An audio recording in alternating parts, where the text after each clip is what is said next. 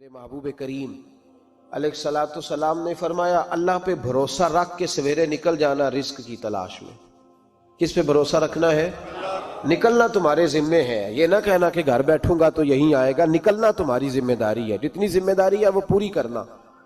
اللہ پہ بھروسہ کر کے نکل جانا تمہاری ذمہ داری ہے، رب کا ذمہ ہے تمہیں رزق دینا، وہ ضرور تمہیں رزق پہنچائے گا۔ یا رسول اللہ صلی اللہ علیہ وسلم کس طرح پہنچے گا؟ تو ذرا حضور کے لفظوں کا حسن بھی دیکھیے۔ نبی پاک صلی اللہ علیہ وسلم نے فرمایا جس طرح موت تمہیں ڈھونڈ لیتی ہے نا کہ تم کہاں موجود ہو، جب وقت آتا ہے تو انسان پاکستان میں ہو تب بھی آ جاتا ہے، جدہ میں ہو تب بھی آ جاتا ہے، مکہ میں ہو یا مدینہ طیبہ میں وقت پھر بھی آ جاتا ہے۔ فرمایا جس طرح موت تم جہاں بھی ہو تم تک پہنچ جاتی ہے نا، اس طرح تمہارا رزق بھی تم جہاں موجود ہوتے ہو اللہ وہاں پہنچا دیتا ہے، پہنچا دیتا ہے۔ تو یا رسول اللہ صلی اللہ علیہ وسلم کس انداز میں؟ تو فرمایا نکل جانا تمہاری ذمہ داری ہے۔ فرمایا سویرے پرندے بھی نکل جاتے ہیں اور شام کو جب لوٹتے ہیں تو اللہ انہیں پیٹ بھر کے روزی عطا فرماتا ہے، حالانکہ ان کو نہیں پتا ہوتا ہمارا کارخانہ کہاں ہے، ہم نے کہاں جا کے مزدوری کرنی ہے، ان کو نہیں پتا ہوتا کہ ہمارا دفتر کہاں ہے، ہم نے کس آفس میں بیٹھنا ہے، ان کو نہیں پتا ہوتا کہ ہم نے کہاں جا کے مال خریدنا ہے اور کہاں سے ہم نے پھر اس کو دوبارہ بیچنا ہے، انہیں خبر نہیں ہوتی۔ اللہ پہ بھروسہ کر کے نکل جاتے ہیں۔ نکلنا تو تیرے ذمہ ہے کہ نہیں؟ فرمایا وہ تو ڈیوٹی کر، شام کو اللہ جو رب پرندوں کو روزی دیتا ہے وہ تجھے بھی عطا فرمائے گا۔ ایک بات اپنے ذہن میں یاد رکھ لیں، رٹ لیں کہ جو میرے لیے بہتر تھا میرے رب نے مجھے دے دیا ہے، تو بات ختم ہو گئی۔ بس وصل اچھا ہے نہ فراق اچھا ہے، یار جس حال میں رکھے وہی حال اچھا ہے۔ بس جو میرے حق میں بہتر تھا میرے رب نے مجھے، مسئلہ یہ ہے کہ تو اس پہ راضی ہونے کو تیار نہیں۔ حضرت علی کرم اللہ تعالی وجہ الکریم نے میرے نبی پاک کی ایک حدیث بیان کی ہے، اور جناب علی جب یہ حدیث بیان کیا کرتے تھے تو حضرت مجاہد فرماتے ہیں یوں لگتا تھا کہ جیسے حضرت علی ہمیں ہر پریشانی سے نکال رہے ہیں۔ مولا علی شیر خدا رضی اللہ تعالیٰ عنہ فرماتے ہیں کہ مجھے میرے نبی پاک صلی اللہ علیہ وسلم نے ایک طریقہ دیا تھا ٹینشن فری ہونے کا۔ آپ فرماتے ہیں مجھے تو بڑا راس آیا ہے، تم بھی اگر کر لو گے تو تمہیں بھی فائدہ دے گا۔ کہا وہ کیا؟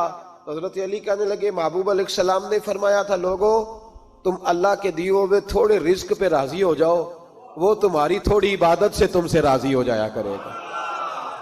بس تم 2 نفل بھی پڑھو گے تو اللہ راضی ہو جائے گا، تم 1 رکوع بھی سویرے اٹھ کے پڑھو گے تو وہ راضی ہو جائے گا، وہ تمہارے 313 درود شریف سے راضی ہو جائے گا، تم اس کے دیے ہوئے تھوڑے رزق سے راضی ہو جاؤ۔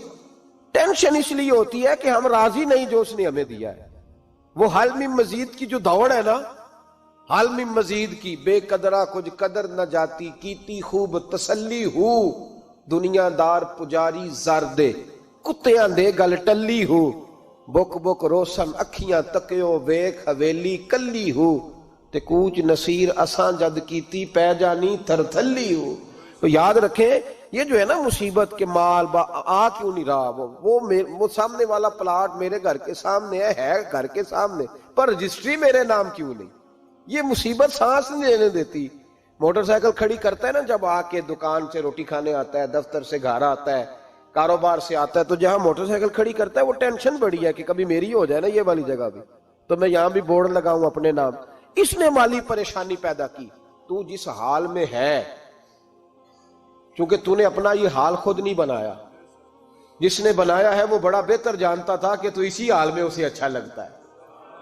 تو اسے اسی حال میں، ایک بزرگ تھے تو ان کی طبیعت بڑی علیل ہو گئی، بیمار ہو گئے، تو اللہ نے آزمائش دی تو کیڑے پڑ گئے وجود میں۔ ایک کیڑا یہاں سے کھا رہا تھا، اللہ والے بڑے راضی رہتے ہیں اس کی رضا پہ، تو کیڑا یہاں کھا رہا تھا تو نیچے گر گیا، تو بابا جی نے اٹھا کے پھر وہاں رکھ لیا، کہنے لگے جب اس نے تیری ڈیوٹی مجھے کھانے کی لگائی ہے تو میں اس بات پہ راضی ہوں تو نیچے کیوں گرتا ہے؟ بس ٹھیک ہے کھا، جب اس نے تجھے ڈیوٹی جو تیری لگائی ہے۔ سالبہ بن عبد الرحمن ایک صحابی تھے، سالبہ غالباً، نبی پاک صلی اللہ علیہ وسلم کی خدمت میں آئے، کہنے لگے یا رسول اللہ صلی اللہ علیہ وسلم غربت بڑی ہے، میرے لیے دعا کریں اللہ زیادہ مال دے۔ تو محبوب صلی اللہ علیہ وسلم نے فرمایا تو جس حال میں اچھا ہے وہ تیرے لیے بہتر ہے، جس میں تو ہے وہی حال تیرے لیے، فرمایا تو جس حال میں ہے نا وہ حال تیرے لیے بہتر ہے، اسی میں رہ۔ کہ نہیں حضور دعا کرے، فرمایا سال بعد تو باز آ جا، حضور دعا کرے، فرمایا تو باز آ جا، 2-3 دفعہ کہا، ضد کی، محبوب نے فرمایا جا پھر اللہ تجھے زیادہ پیسے دے گا۔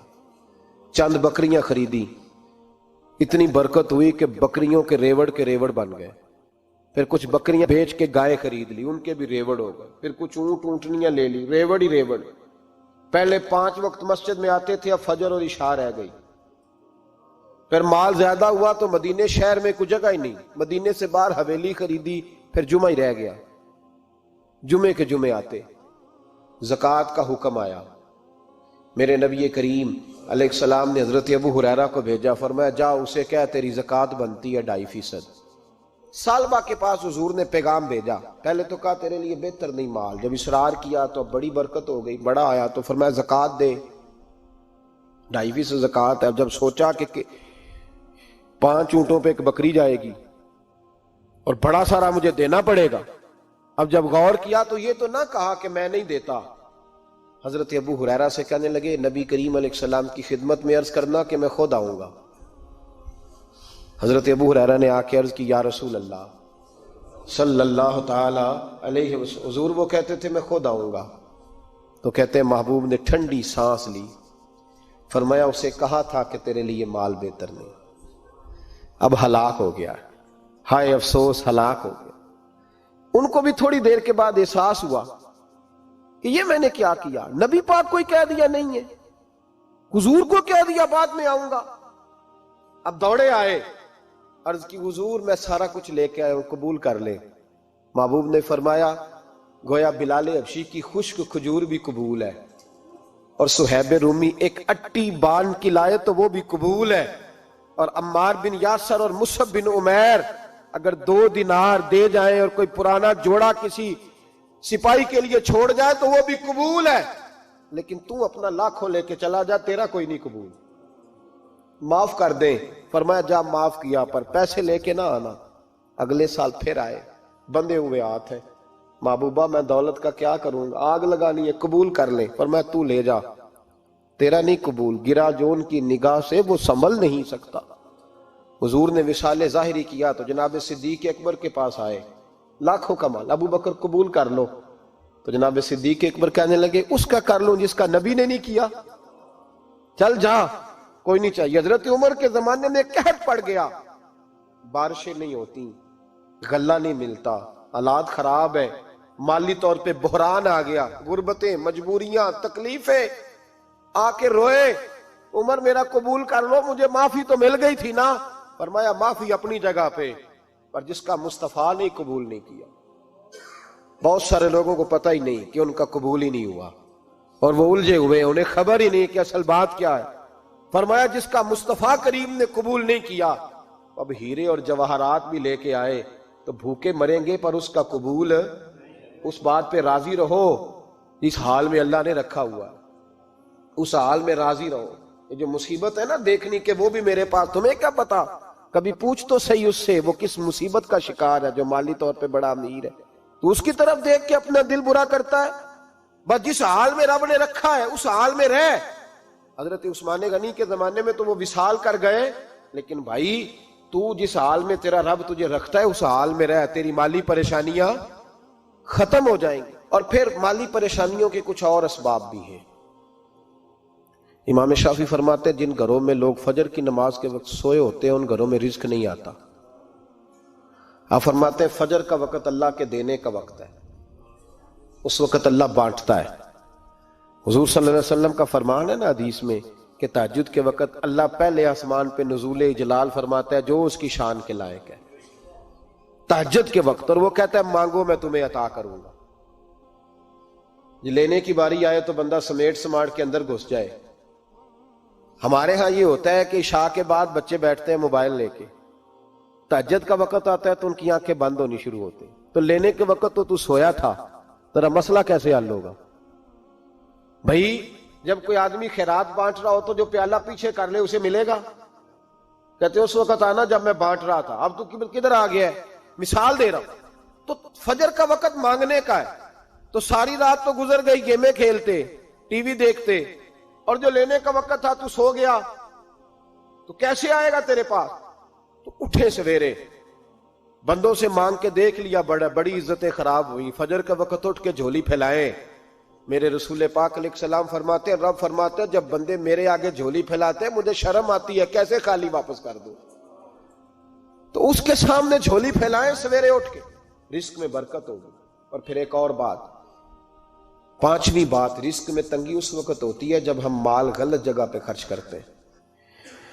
اللہ مال دیتا ہے اپنے فضل سے، اور جب ہم اسے ضائع کریں، مثال دیتا ہوں، میرے پاس ایک شخص نے آ کے کہا حضرت جی بچی کی شادی ہے، یا میرا گھر میں کوئی بیمار ہے، یا بڑی آزمائش ہے، 10,000 کی ضرورت ہے، میں نے تھما دیا اس کو، پھر مجھے بعد میں پتا چلا کہ اوہو وہ تو عیاشی کر رہا ہے پیسوں سے، وہ تو چلا گیا کہیں گھومنے اور فلاں ہوٹل میں، مہنگے ہوٹل میں بیٹھ کے کھانا کھا لیا، تو میرے دل پہ کیا گزرے گی اس شخص کے بارے میں؟ بلا مثال و بلا تشبیہ سمجھانے کے لیے اللہ نے مال دیا فضل سے، اور اگر عیاشیوں میں لگا دیا۔ صوفیاء فرماتے ہیں کہ اگر ایک دھیلا تو حرام جگہ پہ خرچ کرے نا، ایک دھیلا، تو 1,00,000 دینار کی برکت تیرے گھر سے اٹھ جاتی ہے، ایک دھیلا حرام جگہ پہ۔ یہ جو گویوں پہ پیسے پھینکتے ہو حلال ہے؟ چلیں بینڈ باجا تو شادی پہ آپ نے اپنی مرضی سے بند کرنا ہے یا بجانا ہے، لیکن گویوں پہ جو پیسے پھینکتے ہو جائز ہے؟ بولے تو وہ پھر کہتے روتے ہیں بعد میں لوگ کہ پتہ نہیں کیا ہوا، شادی کے بعد پیچھے پیچھے آئے۔ تو میں نے کہا شادی کے بعد اس لیے پیچھے پیچھے ہاتھ ہو گیا کہ شرابیں بڑی پی گئی، شادی پہ تباہی بڑی اتری، تو پھر اللہ کی رحمت ناراض ہو گئی۔ اور اس پر میں قرآن مجید کی آیت پڑھتا ہوں، رب فرماتا ہے وَمَنْ أَعْرَضَ عَنْ ذِكْرِي فَإِنَّ لَهُ مَعِيشَةً ضَنْكًا، بڑی سخت آیت۔ وَمَنْ أَعْرَضَ عَنْ ذِكْرِي، فرمایا جب تو میرے تذکرے سے، میرے ذکر سے منہ پھیر لیتا ہے، فَإِنَّ لَهُ مَعِيشَةً ضَنْكًا، تو میں تیری معیشت کو، تیرے رزق کو تنگ کر دیتا ہوں، تو تیری زندگانی تنگ ہوتی، اور جس کی زندگی اللہ تنگ کرے اس کی کوئی کھول سکتا ہے؟ کہتا ہے بڑی جگہوں پہ گیا ہوں، بڑی پھوکے مروائی، بڑے دم کرائے، حالات صحیح نہیں ہوتے، تو مسجد آ کے توبہ کر۔ وہ کہہ رہا فَإِنَّ لَهُ مَعِيشَةً ضَنْكًا، اعلان ہے قرآن پاک کا کہ جب تو میرے ذکر سے منہ پھیرے گا، روٹی میری کھائے اور پیسے لے کے عیاشی کرے، مسجد آئی نہ۔ حکم تو یہ ہے کہ جتنی جتنی نعمت بڑھتی جائے سجدے بڑھنے چاہیے، لیکن ہم لوگ سجدے کم کرتے جاتے ہیں، فرض نماز بھی نہیں پڑھتے، پھر رزق تنگ ہوتا ہے، پھر اللہ کے عدل کا نظام چلتا ہے، پھر خرابی ہوتی۔